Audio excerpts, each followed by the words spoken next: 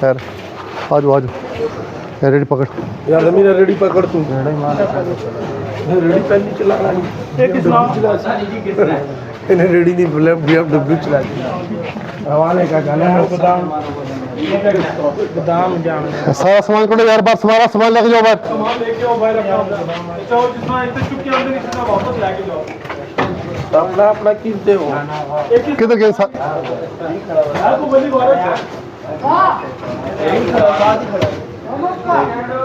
निकल गया आप एक गोदाम में सामान लेने आए और मैं निकल लेता कोई परेशानी नहीं है भाई। हाँ उससे उठा लेके हाँ लोडर पे उठा लेते इधर आओ जी क्या नाम हाँ छापर में ऐसे ही बाव ना सर ये बताएं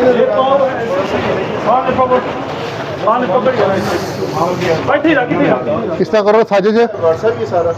कर लेते हैं वो साजिद, आप जाओ ना लोडर ले आओ अंदर, लोडर रिवर्स लेके अंदर, रिवर्स अंदर नहीं आ सकता लोडर आ जाएगा,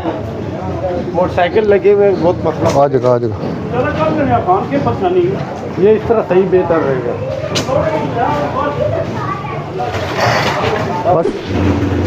चलो क्या कटो जी ये कहाँ का सामान है सारा, ये बाहर से आया है?